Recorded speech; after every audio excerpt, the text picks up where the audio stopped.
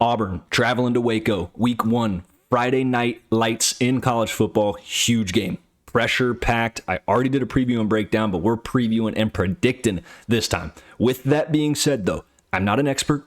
I'm not a Vegas insider. I am just someone who is passionately in love with college football. That sounds a little weird, but I hold that to my heart. I wear it with pride, man. So all I'm trying to get at, guys, is if you disagree, I love that. That's the beauty of our sport. Let me know why, but let's just keep it nice. Let's spread love and positivity. Okay, we're going to briefly preview it. I'll give you my prediction here at the tail end. We're going to keep it short and sweet. We're not going to go too crazy into the weeds. Again, we already previewed and broke this one down. If you want more in-depth, go check that out on my channel. If you like the content, check it all out. Okay, Auburn's favored -2.5 while being the road team. All right. So clearly that maybe it's a little SEC bias. Maybe on paper they're better. Let's talk about it, all right?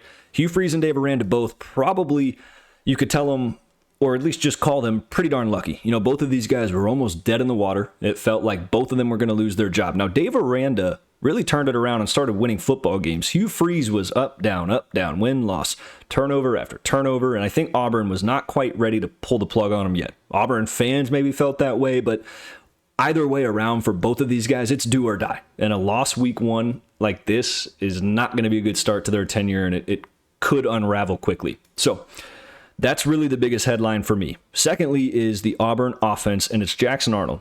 What does the production look like out of him? Oklahoma last year was not great. Now, he had little bits and moments, but I just think it was a wrong place, wrong time kind of thing. It wasn't the right fit. How productive can he be in this football game? More than that, though, it's deeper than that. If Auburn can run the football effectively, it takes all the pressure off of him. I don't think Jackson Arnold needs to come out and throw for 300 yards in this football game. Like, if he just plays a half-decent game, they keep it simple, and they're able to pound the rock all night long behind that big offensive line and Damari Alston, they're going to be fine. And that's the thing, man. Damari Alston, he needs to have a big game. I'm talking 100-plus rushing yards, at least 1 or 2 touchdowns on the night. Consistency in the run game is going to be huge for Auburn. Bleed clock, control possession. More than anything, don't turn the ball over. Don't even allow yourselves. Hold the ball high and tight. Don't force throws. Don't put yourselves in situations where you need to. You can lean on that Baylor defensive line. It's been done before. Baylor obviously added depth. Dave Aranda's a defensive guy. What do they give you? That's going to be the question. Now, the O-line gets Mason Murphy and Xavier Chaplin on the Auburn side, so they add depth and size to an already good offensive line as it was. They're going to be extremely good this year. I think that might be the best unit on the team, truly. Now, the receiving room is scary too. Cam Coleman and Eric Singleton. If the ball needs to be thrown, they have the weapons. But the beauty in running the ball effectively is you might get single coverage on the outside. If Baylor dares to do so, that could be an opportunity. Look, all the pieces to the puzzle are there for Auburn's offense. How effective can they be? Let's talk about Baylor's defense against that offense. Dave Aranda, typically a 3-4 kind of defense that Baylor likes to play. 3 linebacker transfers for this team. All right, that's going to be the big thing. How well do those guys get into this system and create chaos? As I always like to say, what can they do? The biggest thing is they are going to have to plug gaps and stop the run. That's what Baylor needs to do. If they can do that effectively, I trust that secondary, a lot of experience in the secondary. Okay, that's the saving grace for the Bears. So if they can plug the gaps and that 3-4 defense, if they can get down and dirty in the trenches and stuff Auburn's run game, it could be a long night for the Tigers. And the Bears could find themselves creating turnovers, forcing Jackson Arnold into a really uncomfortable night. That would be huge for them. All right, let's talk about Baylor's offense. Sawyer Robinson, quarterback, key player for this team, man. I mean, all the tools are there. Like, Sawyer Robinson could be a sneaky, very sneaky Big 12 Offensive Player of the Year candidate. He has the tools. He's got a cannon for an arm, great vision, but the biggest thing is he has experience. I like the weapons he has around him. Kobe Prentice transfers in. That's another big gadget piece for him, especially Bryson Washington, man. This was a guy that had 1,100 all-purpose yards last year. If the run game's not there, how well can Baylor utilize Kobe Prentice and Bryson Washington out of the backfield at least?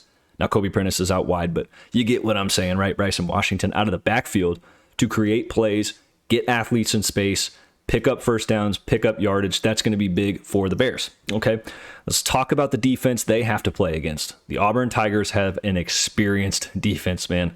A lot of returning production on that defense.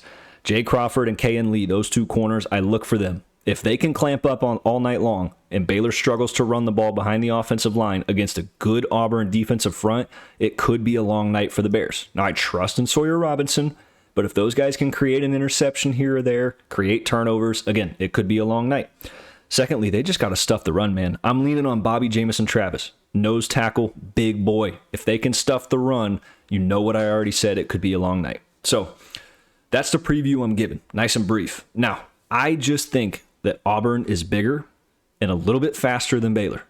Now, that's just not always a key to success. That's not always the key to winning a football game. But the biggest thing is I like the firepower that Auburn has on offense. And I feel like if Auburn can just not turn the football over, they have a chance to really be a chunk time of possession kind of win. Like that's the kind of win I see. Low scoring, really running the football. I'm talking 13, 14 play drives, right? You know, 1st and 10, 2nd and 6, 3rd and 2, first down, 1st and 10, 2nd and 4, 3rd and 1, first down. Those type of drives will wear the Bears down. However, on the other side, Baylor can absolutely put up a physical fight. I like the Bears. They're gritty. They're coached well by Dave Aranda. He's a defensive guy. If they stuff the run, it could be interesting. I think this one's going to be close. I'm not touching the line on this game again, but give me Auburn on the road to win the first game of the year in a sloppy, close football game. That's what I got. I don't dislike Baylor, friends. I don't doubt them for a second. I just think that Auburn offense has a lot of pieces to it that can bail them out, even if they're not performing at their best. So thank you guys for tuning in. If you disagree, let me know in the comments who you got, if you're betting the over or under, the line, any of that good stuff. Excited for the season, excited for Friday night and this game specifically. I will talk to you guys soon.